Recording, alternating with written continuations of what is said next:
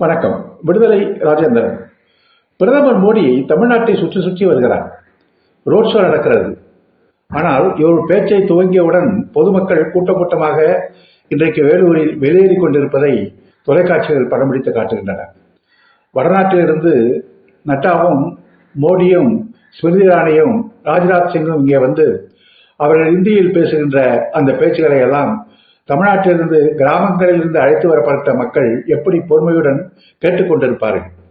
இவர்கள் நினைத்துக் கொண்டிருக்கிறார்கள் தமிழர்கள் இவர்களுக்கு ஆதரவளிப்பார்கள், இவர்கள் வேட்டி சட்டை போட்டுக் கொண்டு வந்தால் தமிழ்நாட்டு மக்கள் கசிந்துருகி கண்ணீர் விடுவார்கள் என்றெல்லாம் இவர்கள் போடுகிற நாடகங்களில் மக்கள் ஏமாறுவதற்கு தயாராக இல்லை. ஊழல் நடந்துவிட்டது, இங்கே ஊழலாட்சி நடக்கிறது என்று மோடி பேசிக் கொண்டிருக்கிறார். ஆனால் தேர்தல் பத்திர ஊழல் இன்றைக்கு உலக அளவில் சந்தேகித்துக் கொண்டிருக்கிறது. தேர்தல் பத்திர ஊழல் இல்லாமல் PM கேர்ஸ் என்ற ஒரு ஊழல் இப்போது பேசப்படாத ஒரு ஊழலாக மாறிப்போய் இருக்கிறது. அது குறித்தும் நாம் சில கருத்துக்களை பகிர்ந்து கொள்ள வேண்டிய அவசியம் இருக்கிறது. கொரோனா கடுமையாக இந்த நாட்டில் தாண்டவமாடிய காலத்தில் கொரோனாவில் பாதிக்கப்பட்ட மக்களுக்கு உதவுவதற்காக ஒரு திட்டத்தை மோடி அறிவித்தார். அது PM கேர் என்று அது பெயர் சூட்டப்பட்டது. 2020 மார்ச் 27 மோடி இந்த திட்டத்தை அறிவித்து இதில் தரப்படுகின்ற நிதி கொரோனாவுடைய பாதிப்புகளுக்கு மக்களுக்கு நிவாரணம் செய்வதற்கு பயன்படுத்தப்படுகின்ற நிதி என்று அவர் அறிவித்தார். அந்த நிதி என்ன ஆனது, அது இப்போது என்ன நிலையில் இருக்கிறது என்பது பற்றி எந்த தகவலும் யாரிடமும் இப்போது தெரியாத நிலையில்தான் இருந்து கொண்டிருக்கிறது.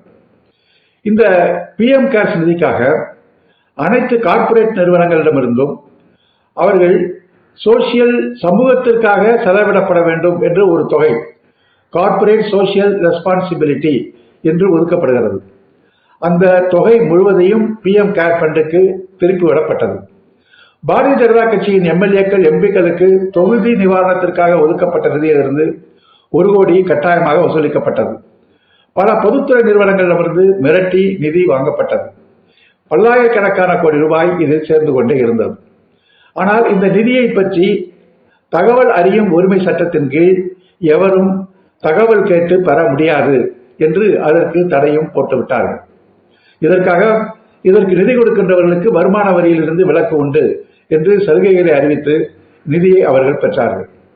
ஆனால் எவ்வளவு நிதி கிடைத்தது, எதற்காக எவ்வளவு செலவு செய்யப்பட்டது என்ற விவரங்கள் மக்களுக்கு இதுவரை தெரிவிக்கப்படவில்லை. டெல்லி நீதிமன்றத்தில் இது தொடர்பாக வழக்குகள் வந்தன. அப்போது ஒன்றிய ஆட்சியின் சார்பில் என்ன பதில் கூறப்பட்டது என்று சொன்னால், இந்த PM கேர் என்ற இந்த நிதி வசூல் அரசுக்கு தொடர்புடையது அல்ல, இது தனியார் அறக்கட்டளை தொடர்புடைய ஒரு நிறுவனம்.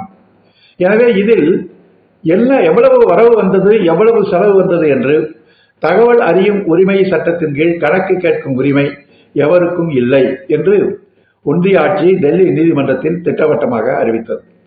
PM கேர் அரசு சார்பில் வசூலிக்கப்படுகின்ற நிதி, அதை தனியார் அறக்கட்டளை என்று சொன்னார்கள். ஆனால் அதற்கு கொடுக்கப்பட்ட இணையதள முகவரி அரசனுடைய முகவரியை கொடுத்தார். இப்படிப்பட்ட மோசடிகளை செய்து இந்த PM கேர்ஸ் நிறுவனத்திற்கு தாங்களாகவே முன்வந்து சில தொழில் நிறுவனங்கள் இவ்வளவு நிதியை கொடுத்தோம் என்று அறிவித்தன. அப்படி ரிலையன்ஸ் 500 கோடியை கொடுத்ததாக அறிவித்தது, அதானி 100 கோடியை கொடுத்ததாக அறிவித்தார், பேடிஎம் 500 கோடி கொடுத்ததாக அறிவித்தது, JSW குழுமம் 10 கோடி கொடுத்ததாக அறிவித்தது. இப்படி தானாகவே அவர்கள் அறிவித்தது என்றுதான் இவ்வளவு தொகை அங்கு பெறப்பட்டிருக்கிறது என்ற தகவலே நமக்கு தெரிய வரும். ஆனால் இது பல மோசடிகள் நடந்திருக்கிறது. 2020 மே 13 பிரதமர் அலுவலகத்திலிருந்து ஒரு அறிவிப்பு வந்தது. கொரோனாவை கட்டுப்படுத்துவது எப்படி என்பதை ஆராய்ச்சி செய்வதற்காக 100 கோடி ரூபாய் மருத்துவ ஆராய்ச்சி கவுன்சிலுக்கு கொடுக்கப்பட்டது என்று 19ாக பிரதமர் அலுவலகத்திலிருந்து ஒரு தகவல் பரப்பப்பட்டது. இது 2020 மே 13. 2021 அதே மருத்துவ ஆராய்ச்சி கவுன்சில் எங்களுக்கு பிரதமர் அலுவலகத்திலிருந்து அப்படி 100 கோடி ரூபாய் வரவில்லை என்று திட்டவட்டமாக அந்த நிறுவனம் மறுத்துவிட்டது. ஏற்கனவே பிரதமர் தேசிய நிதி, பிரதமர் பாதுகாப்பு நிதி, பிரதமர் நிவாரண நிதி என்று பல்வேறு நிதி திரட்டுவதற்கான அமைப்புகள் இருக்கின்றன. இந்த அமைப்புகள் ஒவ்வொரு ஆண்டும் தணிக்கைக்கு உட்பட்டு வரவு செலவு கணக்குகள் பொது வழியில் வைக்கப்படுகின்றன. ஆனால் இவைகளையெல்லாம் மீறி PM கேர் என்ற ஒரு அமைப்பை உருவாக்கி அதன் கணக்குகளை எவரும் கேட்கக்கூடாது என்று அறிவித்து அது ஒரு தனியார் அறக்கட்டளை என்று கூறி கொரோனாவுக்கு உதவுவதற்காக நாங்கள் செய்கிறோம் என்று அறிவித்துக் கொண்டு கிட்டத்தட்ட 12,600 கோடி ரூபாய் அதில் இருப்பதாக இப்போது பேசப்பட்டு வருகிறது. இதற்கான கணக்கு வழக்குகள் இதுவரை எவருக்கும் வெளிப்படையாக தெரிவிக்கப்படவே இல்லை. கொரோனா முடிந்து ஆண்டுகள் பல உருண்டோடி விட்டன. ஆனாலும் கொரோனாவுக்காக இப்போதும் நிதி திரட்டப்பட்டு வருகிறது. நாங்கள் இணையதளத்தில் இது குறித்த விவரங்களை வெளியிடுவோம் என்று இந்த அறிவிப்பை கொண்டு வரப்பட்ட போது பிரதமர் அறிவித்தார்.